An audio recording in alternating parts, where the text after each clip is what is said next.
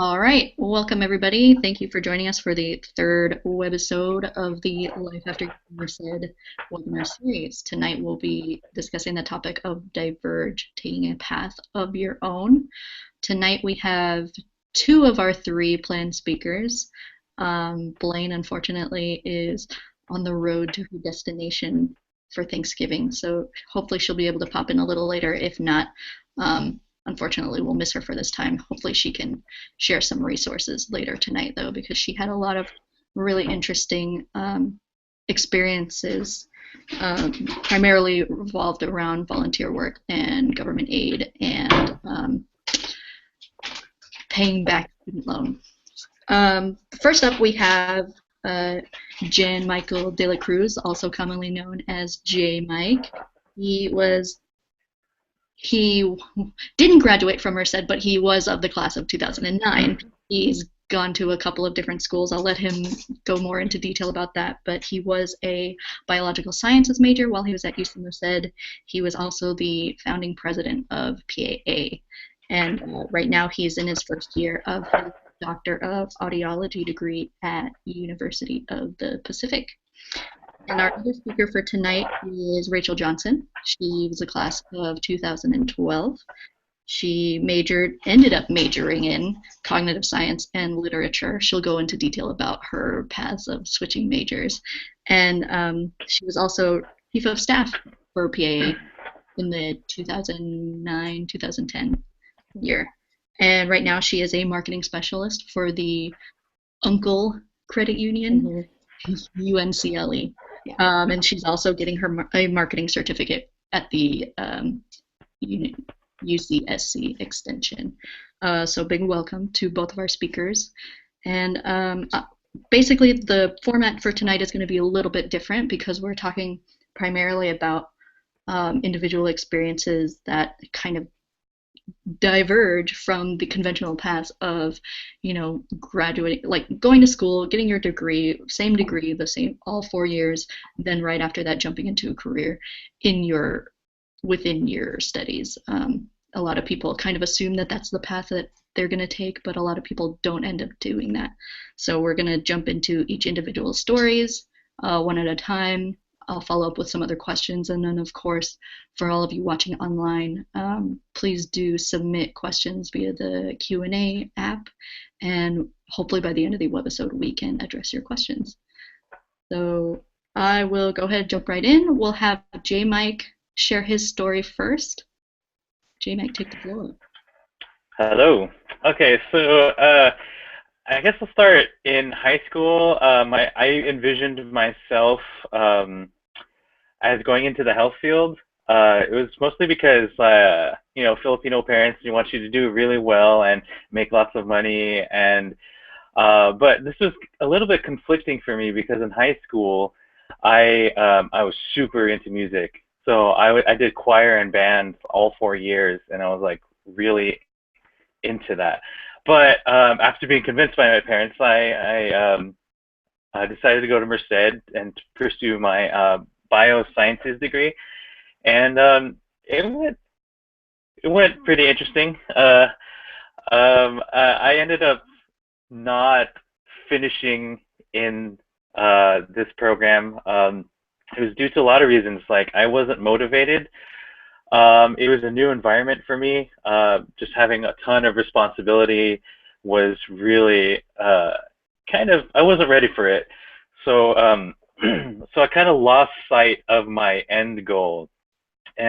But the good things that came out of it was that I helped found PAA and HHM and Bobcat Band. And so even though it wasn't quite an fruitful experience in terms of academia, it's just something I did get out of it. But so I moved back home in 2008 just to kind of figure out what I was going to do, and I felt really lost, and so this is where my path starts to diverge. And over the years in Merced, I realized that the one thing that I kept doing no matter what was music. And this is completely contrary to what my parents wanted.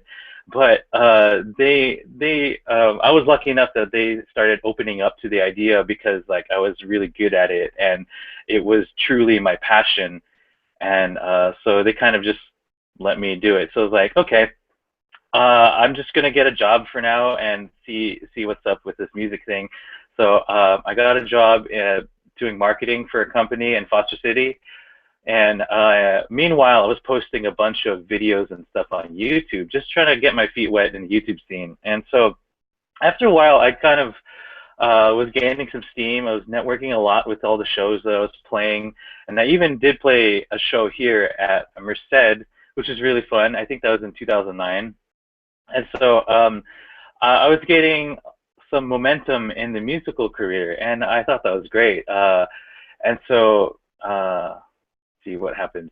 At the end of 2009, though, I experienced there was a fire at my studio, so that kind of put like yeah, it it kind of put a stop to my YouTube career because it was like my studio was kind of like a hub for a bunch of Bay Area artists to record and stuff. So then I decided to just go back to school full time and major in music. So I was like, okay, I'm gonna do this. Like I'm committed.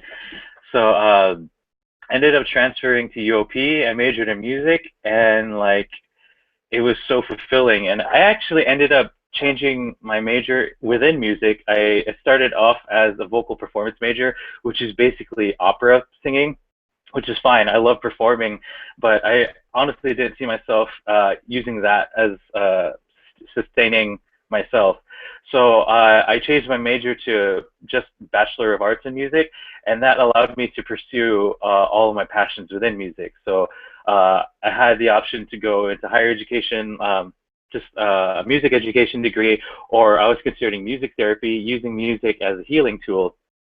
Or I was also considering speech-language pathology with the emphasis on voice therapy, and because I was a singer too, and I felt like that my knowledge could really take me places there. And then, so in preparation for music therapy and speech-language pathology, I took a course in Intro to Communication Disorders. And I actually discovered audiology there because I did a hearing disorders presentation, and so I was just really curious about it ever since then. So what happened was I actually graduated from Pacific with my bachelor's of music, or Bachelor of Arts in Music, and then I decided to really be what's the word I'm looking for? Be proactive in looking for my opportunities, because I was relatively lost, but like I was more confident in myself, and so I started reaching out to different people, different professors I had to kind of point me in the right direction of what I should be doing. So I emailed my communication disorders teacher, and I emailed the the director of the department, who's also the speech language pathology and the audiology department are kind of like together in one as the communications. And so just for me, reaching out to people really really helped me, because there's a lot of help out there, and so if you won't get any help unless you ask, really. And so what was I going to say?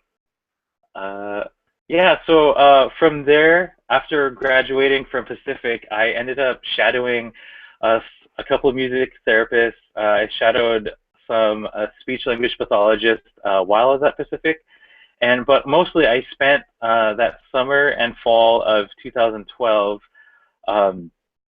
shadowing audiologists, and then I just completely fell in love with it, because by this time, I had figured out that my passions are music, technology, and helping people. And so those three things really came together in audiology for me. And so let's see. And so at this time, when I decided to apply for the Doctor of Audiology, I had gotten a job at Academy of Art University in the music department. And so that was kind of my backup plan too. I was applying to grad school, but like in case grad school didn't pan out, I still had a job that was pretty good. Um, but I did end up getting into grad school. Um, it, so it really worked out for me. But when I got my first rejection letter, though, I kind of panicked, and it was it was kind of an emotional roller coaster in that after I got my first rejection letter, I started doubting myself. I was like, oh no, what am I going to do? So I ended up applying to like 5 jobs at the same time. So, but during that same day I got my first rejection letter, I got my acceptance into the Pacific program. So that's where I am now. So like my path was very divergent in that I switched my major 4 times and I attended 3 different schools, 2 different universities, and uh, even though I did go through a bunch of negative aspects, I kind of used that energy to fuel me and just to keep going, keep trucking towards my goal, which was actually just to be happy. You know, I would hate for to end up in a field that I hated, but I was just already committed because of the time or like the investment. But so I really took the risk to pursue what I loved, and it ended up leading me kind of in a odd direction, but it's still very related, and I just made it meaningful to me. And so I guess my take home message is like be proactive and just really reach for what you think is right for you. And even if you don't know, if you start going in a general direction, even if you're going the wrong direction, you'll know it's the wrong direction if you start going that direction, and you'll know to turn around and probably try something else. So you can't make a journey without taking the first step towards a destination. So I think that's my little spiel. I think that's good. Definitely, yeah. Thank you for that. I have a couple of follow-up questions. One of the first things you Sure. touched on was, one of the biggest things you felt helped you was reaching out to mentors and asking people for help. Mm. How do you uh, recommend people go about doing that? What worked So, for you and what didn't work for you? so what really worked for me was like I like to do a bunch of Googling. I Google everything. And so I searched within the field and just I asked professors that I've had before and just I visit their office hours and just talk one-on-one with them about careers and stuff and how they got to where they were. And a lot of people, it's pretty common to have a divergent path, and so uh, but basically nowadays with email, it's really easy to get a hold of someone, and you won't be inconveniencing them because email is, they'll answer when it's convenient. So you won't have um, you won't feel like you're bugging that person. Like for me, like sometimes calling takes, you have to set aside time to call someone, and sometimes that in itself can be like stress inducing. But if you let it kind of relax and you write an email, you can really like specify what your needs are, and or even if you don't know what your needs are, you can even mention that and say, hey, I'm kind of at a crossroads right now. I'm a little bit lost, but I would like to talk to you about careers and stuff and how you got here. When can we meet? Or if not, perhaps we can just converse over email. And more often than not, people will be very open to that. People enjoy helping others. That's what I have found, at I least. like to hear stories too, right? Yeah. So just like there's for me, emailing is a low risk, high reward. And even if they don't email you back, just go on to the next source, find another one, and email them. It's really not intrusive, Definitely. Great. Was that how you were able to shadow other audiologists, or did you already know that Yeah, you were I taking? actually got really lucky in that I emailed the director of the program, who his name's Dr. Hanyak. He's the director of speech language pathology and audiology. And so it just so happened that they were opening up the Doctor of Audiology program this year. And so I emailed Dr. Hanyak. I was like, hey, like, I'm interested in the field, but like, I have no experience. Can you, would you like, could you meet up and maybe we can talk about it? And he actually, he followed up really quickly and he said, hey, that's great that you're interested in the program. Here's a couple people whom I've forwarded your contact information. And and two audiologists actually emailed me back saying, hey, Dr. Hanyak told me you're interested. Why don't you come in and shadow me? I was like, holy crap, yeah, this is awesome. And like, I would never have gotten the opportunity if I didn't ask someone, you know? Definitely. Thanks for that. Yeah.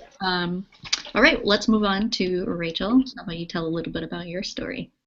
Okay, so I'll start like J Mike did in high school. So that's kind of where I got my first major that I wanted or that I chose at UC Merced. So I took an AP Environmental Science class in high school. I absolutely loved it. And I thought, hey, why not change the world and make sure that our environment is safe and a great place to be and everything like that. So I chose a major that I don't even think is there anymore. It might have gotten changed into environmental science now, but it used to be ESS, which was Earth System Science.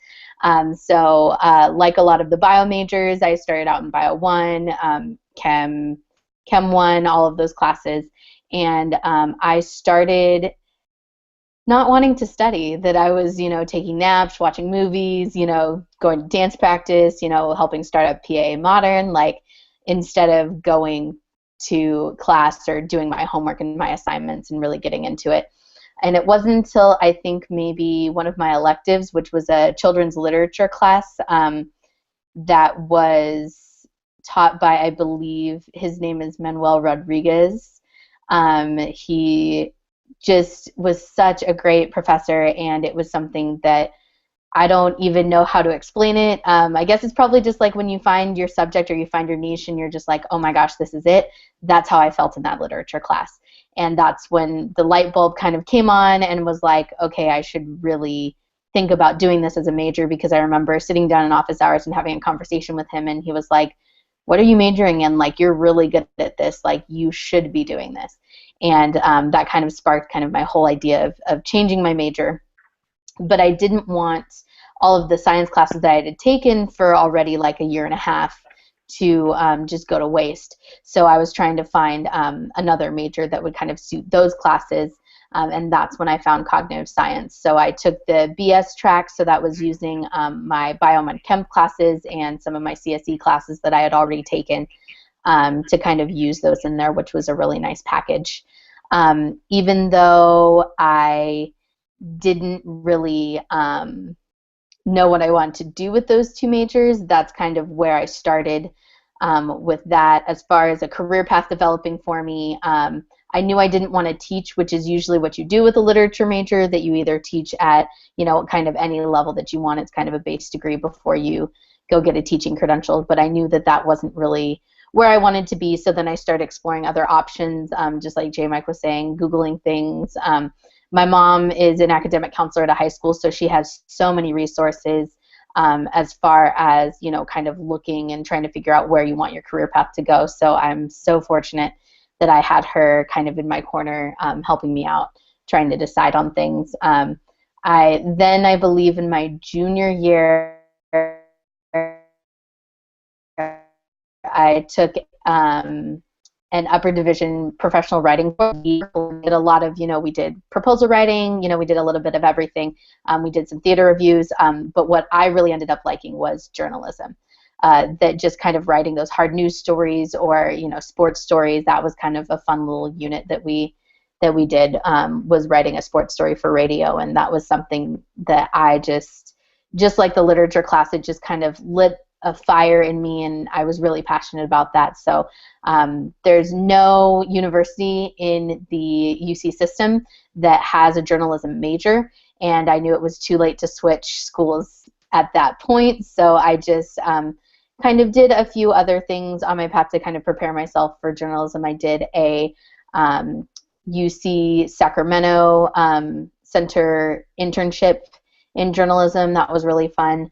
I also wrote for the Prodigy for a year, and then once I left UC Merced, that I ended up taking a broadcast journalism class and had an internship at KQED, which is in San Francisco. That's kind of like the local and national public radio station out here in the Bay Area.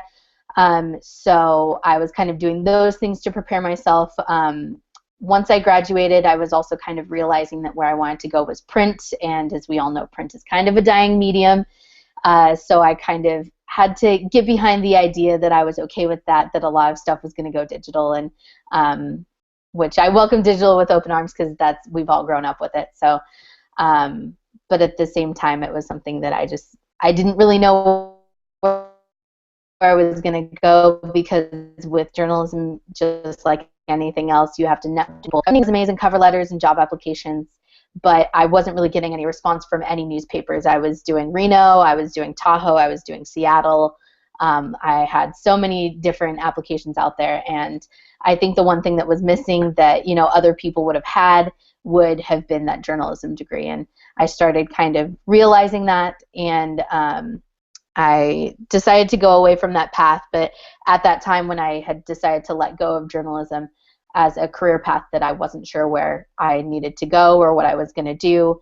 I was kind of in that lost sea for a little bit. So in the meantime, I was working a couple of retail jobs. I had a job at our community college. They have a bookstore, and so they were hiring just for a seasonal rush, really at the beginning of each semester, that because they get a lot of traffic in with people ordering books and all of that. So I was staffed there for a little bit. I then moved on to Barnes & Noble, and I was just pretty much an associate working in their cafe, just kind of making sure that I had enough money to get through and pay my student loans, because I was no longer in school, so of course they kicked in. But one of the things that I did, because I was working part-time, I wasn't full-time at all during that time, was that I was taking classes at my local community college. The first class that I took was a career planning class, which I think was just so helpful for me. They had us do the personality test that if you've taken psych, you definitely know it. It's the Myers-Briggs.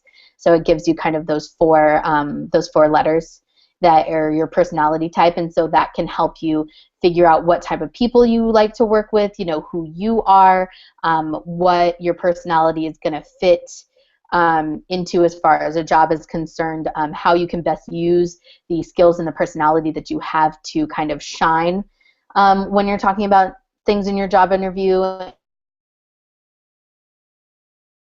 and the type of person that you are.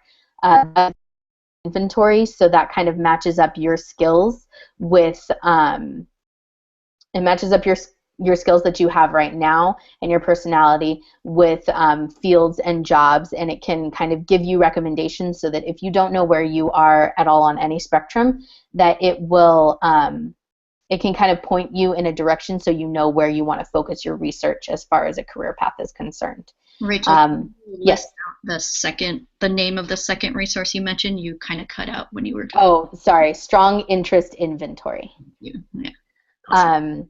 So that's kind of how that worked, and that's how I was able to kind of point myself to where I am now, which is in marketing.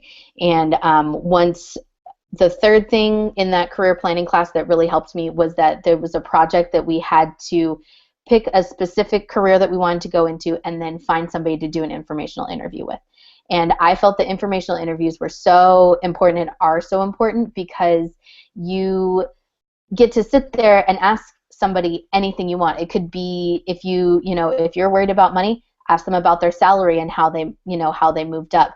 If you want something that has varying tasks, make sure you ask about what their day-to-day is. Like, if you know that you can't sit in an office and just paper push for hours and hours and hours on end, and that's what that job does, then you automatically know just from talking to that person that this job is just totally not for you. So I hooked up with our VP of marketing. She ended up having a position open at that time, but unfortunately I was not the person they were looking for because I didn't have any marketing experience. I knew virtually nothing about the field. She really liked the way that my writing style as far as blogs and stuff was concerned. So I ended up being a guest blogger, so that was kind of my little foot in the door to the marketing department at the credit union that I'm at. And then later when their position was open again and that it was shifting a little more away from somebody who had a design background and more into somebody who has a writing background like myself, then that's when I was hired on about 8 months ago.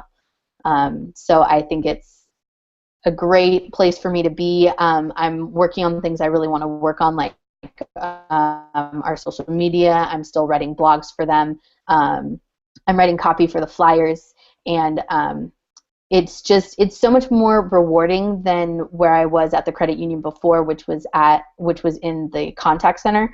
I was there for about a year and a half, so I was answering phone calls and doing loan applications. So if you wanted a car loan or a personal loan, or if people were wanting to get equity, then I was processing those applications. And what I found in that job is that I found that I didn't like it because it was the same thing day after day after day, and it was also something where I wasn't able to use my creativity at all. That my creativity was totally stifled because when you're in that financial kind of frontline customer service, you're either, you're right or you're wrong. Most of the time, because you're dealing with customers, you're wrong. So it was really hard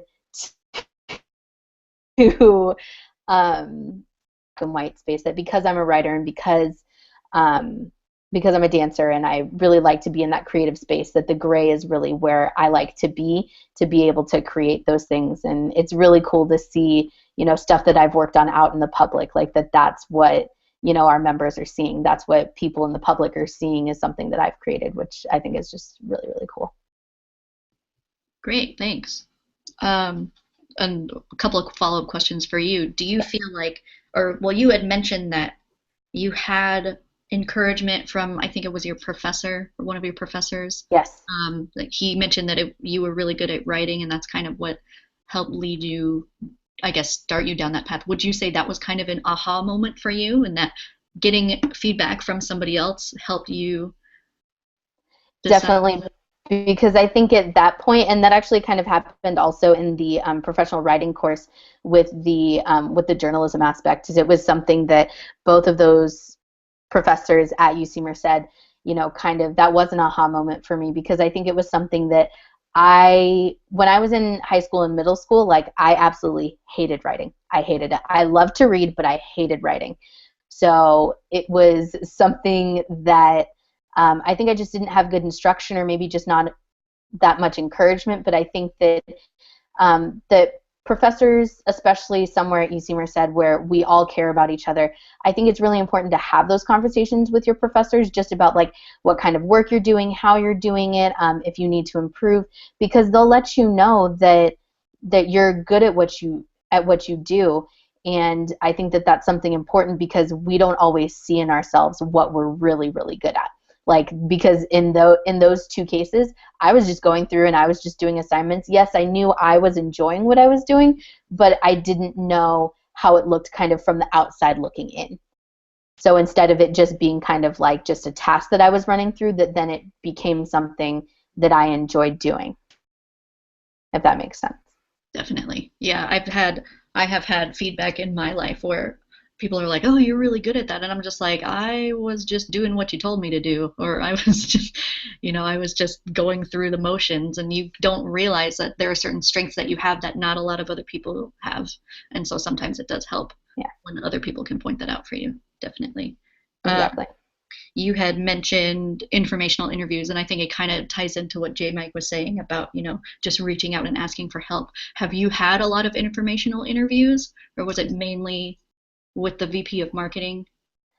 I did that one, and then I think I might have done another one, but I just don't really remember it. I think the VP of marketing one just really stands out to me because that particular person was, I think, one of the best people that I could have had an informational interview with, because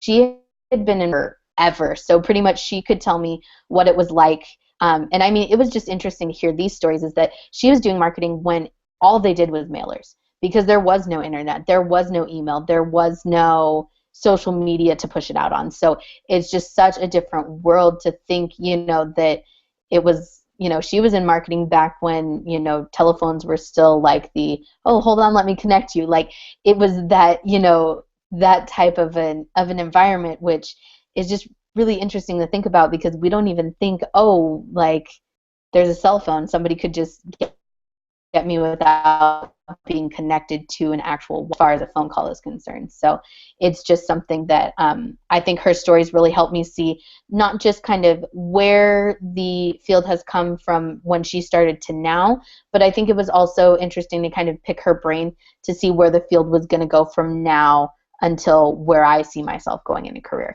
Because I think that's still important, because you want to be able to, because we're so young, you want to be able to grow in your career. And so if you feel that the career or the field that you're going into is already plateauing here and it's not going to help you grow or move up, then it's kind of like, why are you going into it in the first place? And I feel like all those informational interviews, those questions are really what you can ask and kind of figure out really where you fit and where you can grow.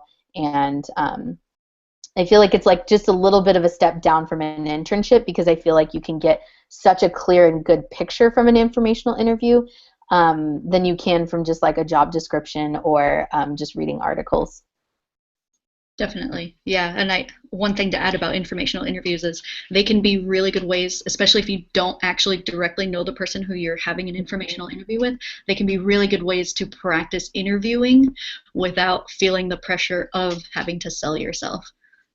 Because a lot of times, especially coming right out of college and you haven't had a lot of interviewing experience, a lot of people have this fear that, like, oh, I need to prove myself. I need to show that I'm good enough. But it goes both ways. You need to make sure that the company and the job is actually a good fit for you, because otherwise you're not going to be happy there.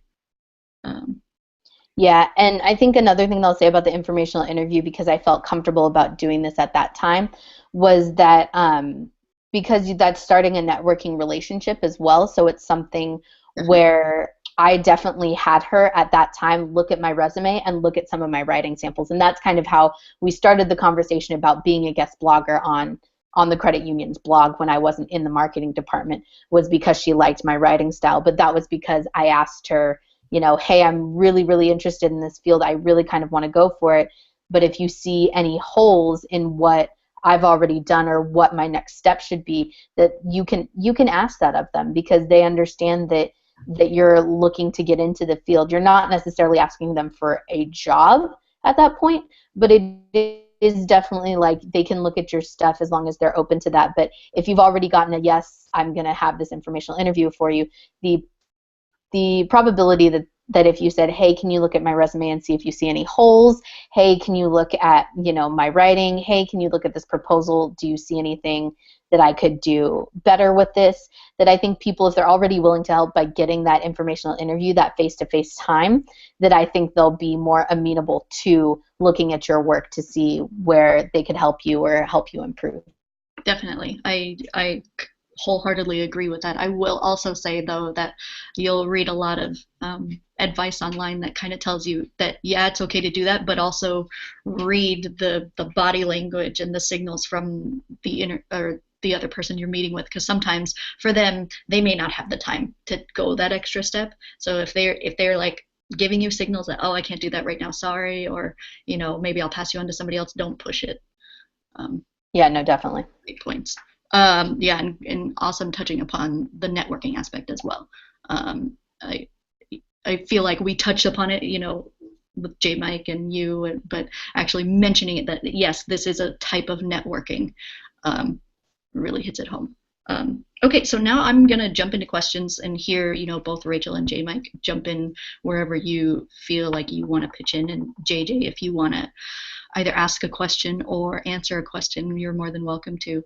First question I have is actually, I'm going to go ahead and ask a submitted question from Ronell. He wasn't able to be there in person today because he's studying for a midterm, but he's still watching at home. Hi, Ronell. he asks, were you scared when you were still figuring out what you wanted to do? I think his question is a great question because we haven't really touched upon the fact that it is really scary not knowing what you want to do. So I'd like one or both of you guys to kind of jump in on this and talk about your feelings.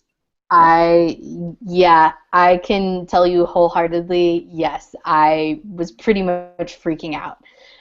Because I'm the type of person that, like, I'm a planner. So, like, even if I'm going to go out with friends, like, I'm that person that comes to you, like, 2 weeks before we decide we're going to go somewhere. And I'm like, okay, I think it's because I have a lot of stuff that I do and a lot of different people I hang out with, so sometimes it's hard to catch me, and maybe that's why I plan out so much. I have no idea.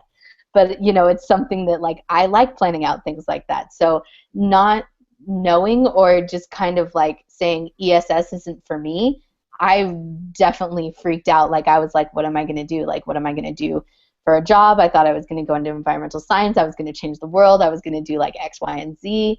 And, yeah, it totally freaks you out. I think having the support of your friends and family and actually talking about it, either talking about what you're going through or talking about that it really freaks you out, can really be so helpful because it makes you, one, feel like you're not alone, two, your family just gets so supportive and your friends do, and they kind of give you that extra push to be like, no, you can really do this, you can find it, there's going to be something for you.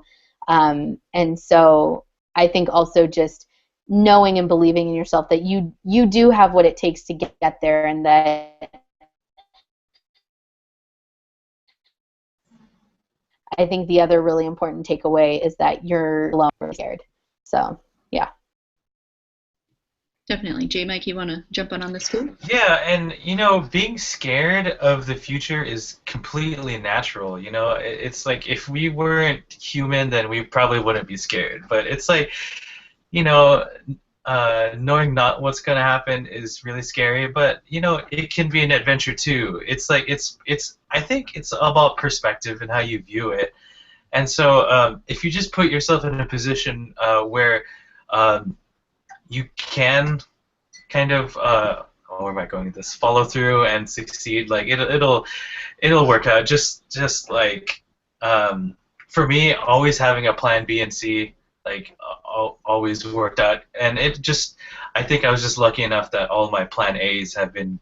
Well, actually, if you look at the bigger picture, this whole Doctor of Audiology thing was like maybe plan D. It's like you gotta roll with the punches, go with the flow, and just keep a positive attitude. It's really hard at the face of adversity, but it's to me it's energy well spent. If you're kind of just staying scared and not going out there and being proactive about yourself and your well-being, then you're not gonna succeed. You have to really help yourself too.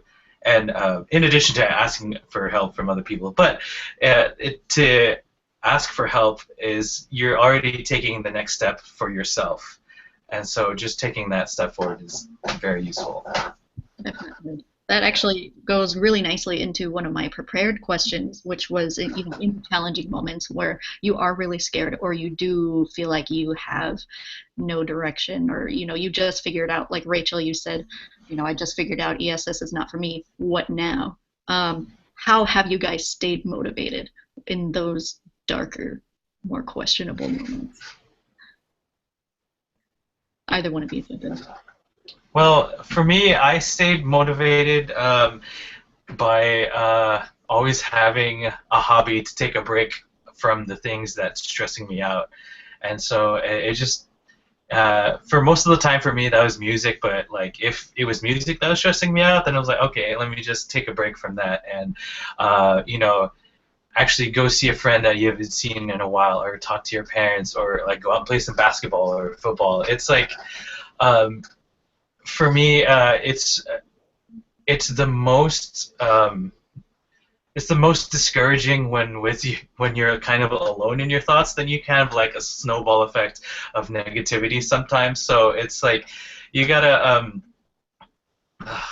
you just gotta So you got to keep doing something, keep yourself busy. I think was how I helped myself.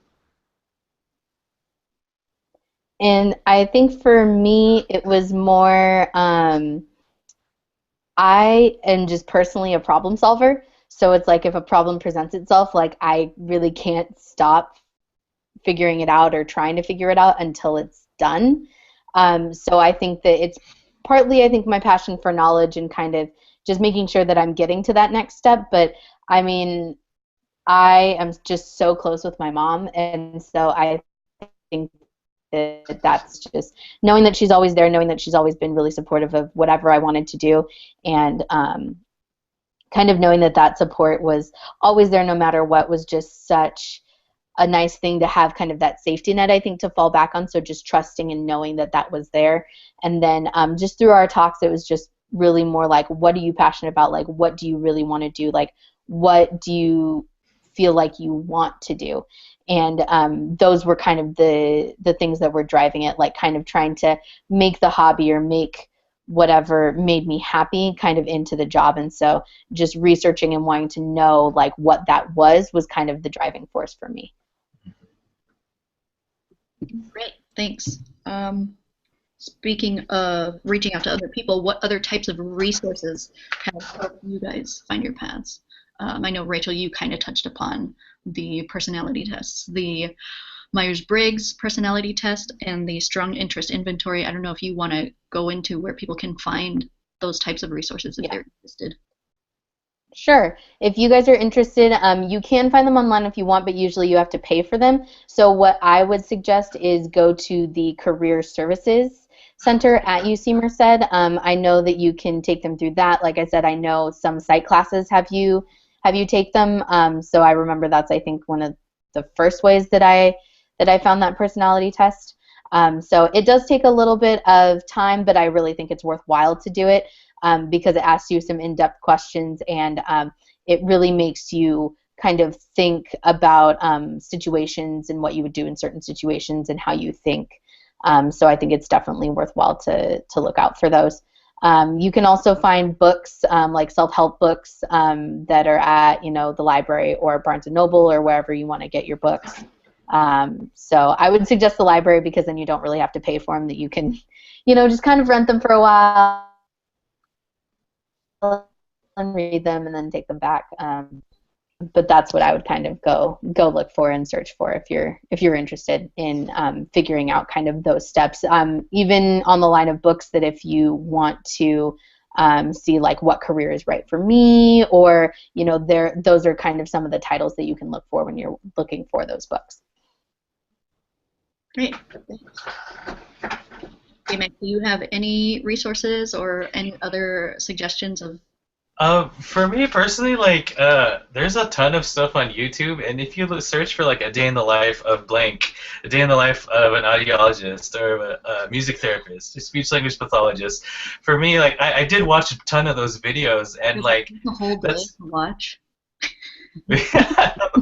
Well, sometimes they're I don't know, but like it gives you a feel of the workflow in that field, and if you can actually visualize yourself as that person in that field, then you're probably onto something. It's probably something that you can do if you can visualize yourself in that position doing exactly what they're doing.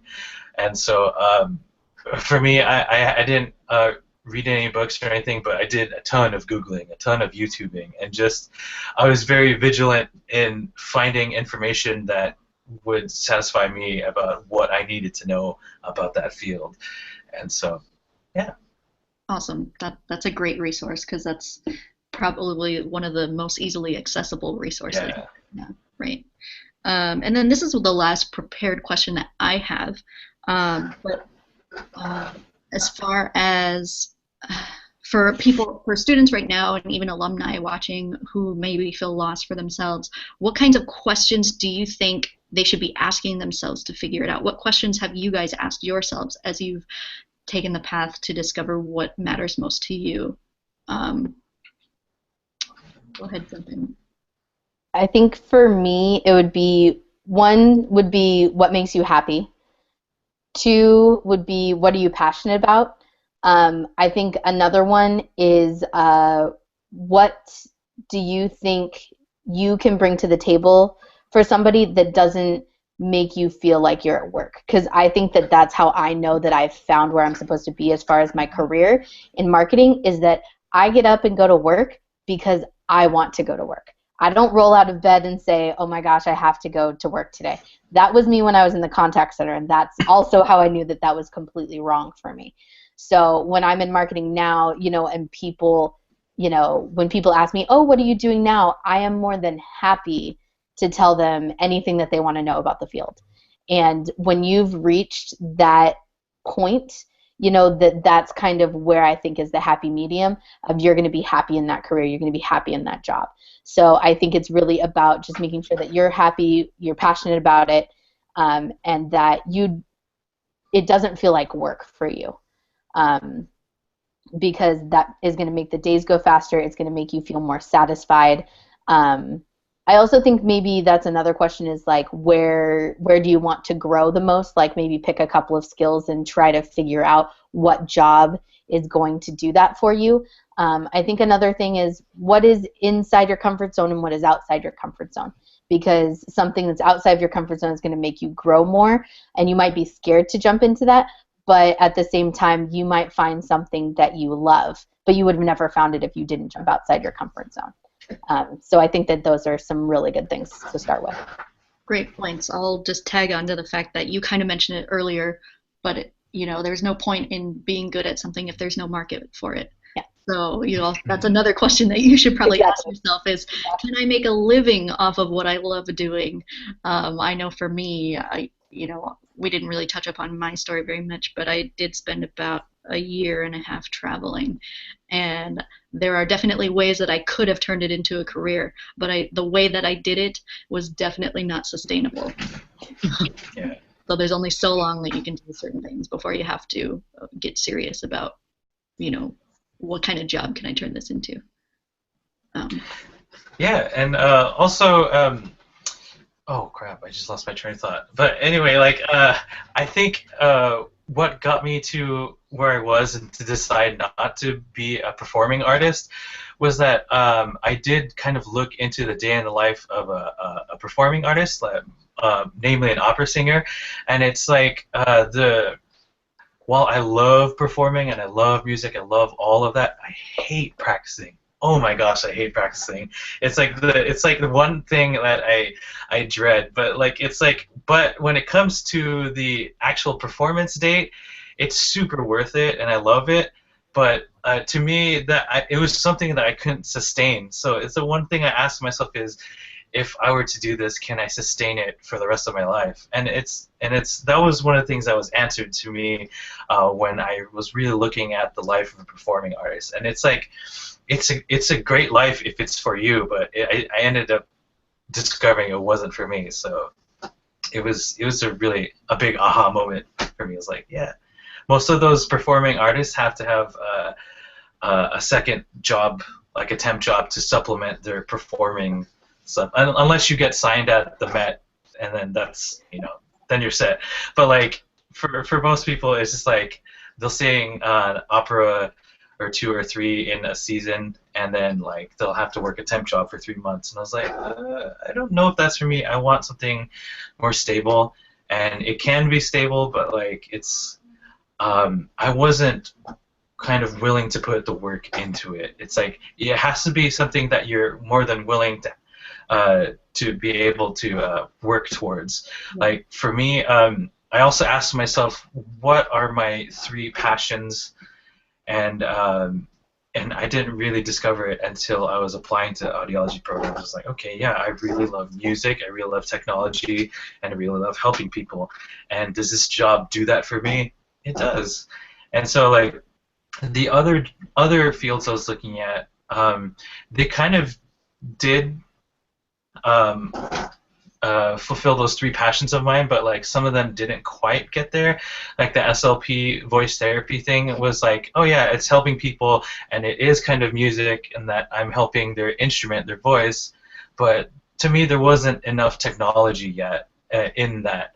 And so, and music therapy was the same thing. I was helping people. I was just using music, but I was like, I have this really big passion for technology that I really want to utilize. It's a skill that I have that I think could be utilized. And then it just so happened that audiology uses all of my skills and my passions together, and then that studying for my exams does not feel like work because I'm really excited for the material. I'm excited for the field, and it doesn't feel like work to me. Great. I want to reiterate one of the first points you made was that you weren't willing to put the work into all of the practice. And I think that's great that you were honest with yourself pretty early on before you went down the road and you were loathing it day by day, and then you realize. So I think, yeah, that's another good point, is be really honest with yourself about what are you willing to put up with and what does this job actually entail. Yes. Great points. Okay, those are all the questions that I have. JJ, have you received any questions, or do you have any questions that you want to add to the discussion? No. Alrighty. Well, that leaves us with 5 minutes left, so I think we made pretty good time here, guys. It's unfortunate that Blaine couldn't join us. She did have, like I said, she had some really good stories about nonprofit work. She's worked for the government. In January, she will be leaving for Vanuatu with the Peace Corps as a health extension supervisor.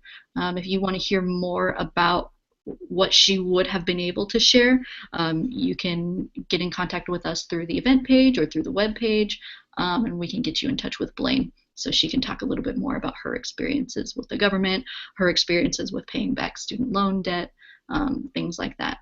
But as of right now, that's all for us. Thanks again for tuning in, everybody.